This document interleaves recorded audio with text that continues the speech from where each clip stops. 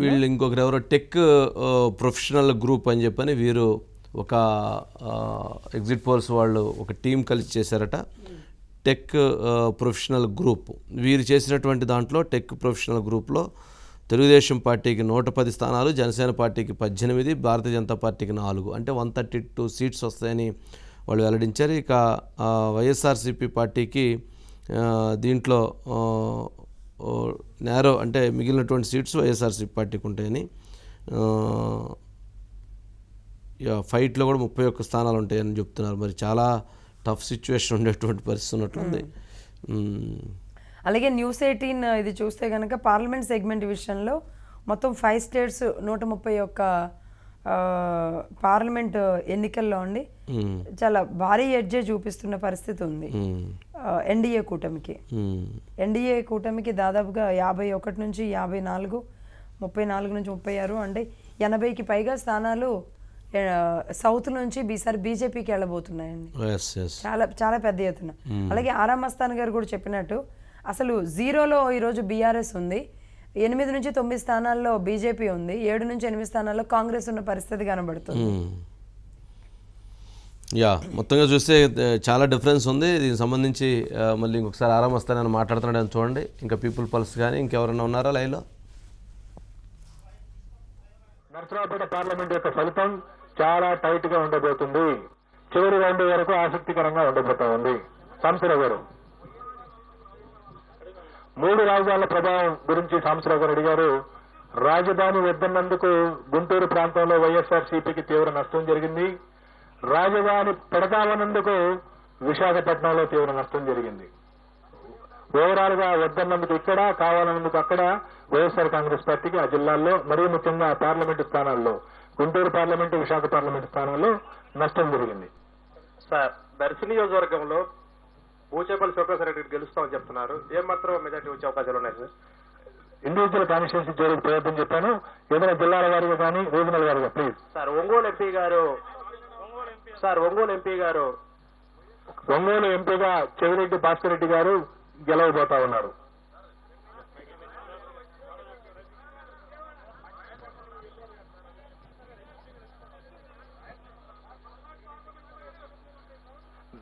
నరసింహరావు గారు అడుగుతున్నారు HM TV నుండి, రాయలసీమ ప్రాంతంలో ఎన్ని అవకాశాలు ఉన్నాయని. కనీసం 37 అసెంబ్లీ స్థానాలని వైఎస్ఆర్ కాంగ్రెస్ గెలవబోతా ఉంది.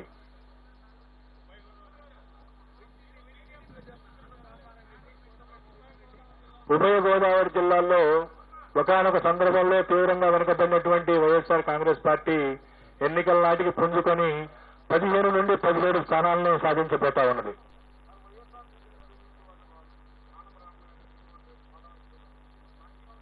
ఇండివిజువల్ జోలికి వెళ్ళదు. నెక్స్ట్,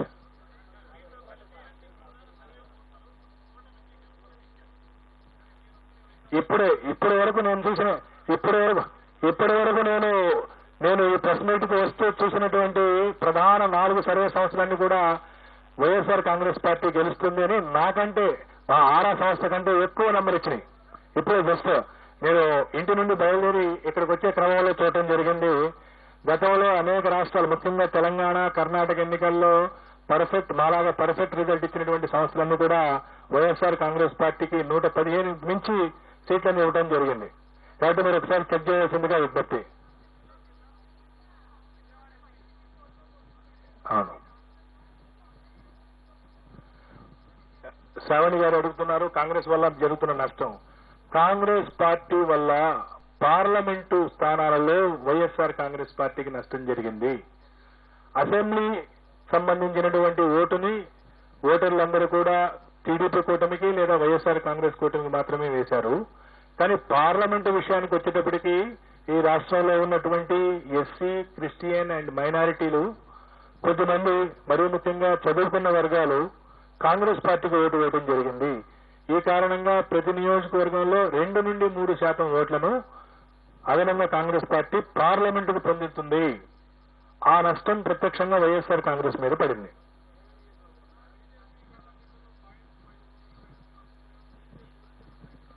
గత ఎన్నికల్లో 0.85 వచ్చింది. ఈ ఎన్నికల్లో పొత్తుంది కాబట్టి ఖచ్చితంగా ఈ ఎన్నికల్లో వాళ్ళు 3 పార్లమెంటు స్థానాల్లో వాళ్ళు మంచి ప్రదర్శన ఇవ్వబోతా ఉన్నారు. 3 అసెంబ్లీ స్థానాల్లో మంచి ప్రదర్శన ఇవ్వబోతున్నారు. రాష్ట్ర వ్యాప్తంగా 6 పార్లమెంట్లు 10 అసెంబ్లీలో పోటీ చేసింది కాబట్టి ఖచ్చితంగా భారతీయ జనతా పార్టీ యొక్క ఓటు షేరు పెరగబోతా ఉంది.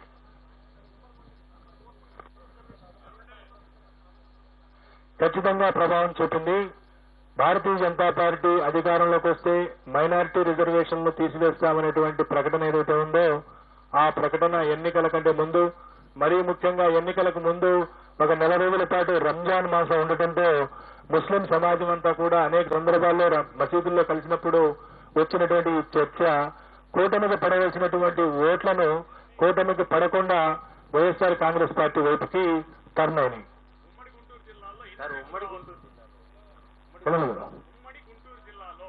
ఉమ్మడి గుంటూరు జిల్లాలో మొత్తం ఎన్ని సీట్లు? ఉమ్మడి గుంటూరు జిల్లాలో వైఎస్ఆర్ కాంగ్రెస్ పార్టీకి 7 స్థానాల వరకు వచ్చేటువంటి అవకాశం ఉంది. మీ బాపట్ల జిల్లాలో ఉన్నటువంటి స్థానాలు 6 స్థానాల్లో మీకు 3 నుండి 4 వైఎస్ఆర్ కాంగ్రెస్ పార్టీకి వచ్చే అవకాశం ఉంది. దయచేసి ఇండివిజువల్ కనెక్షన్స్ అడగండి. నేను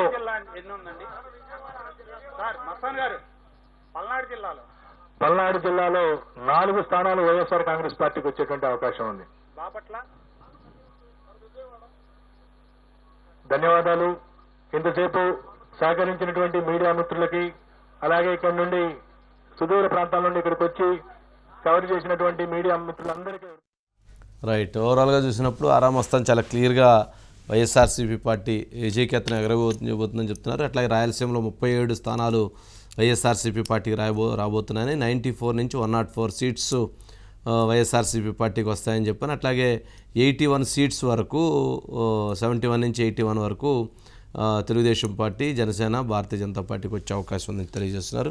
సరే, వారు చెప్పిన దాని ప్రకారం ఒక పాయింట్ లేవనెత్తారు. ఎక్కువ సంస్థలో వైఎస్ఆర్సీపీ పార్టీ గెలవబోతుంది అని చెప్పని వారు ఇచ్చిన ఎగ్జిట్ పోల్లో మాట్లాడారు.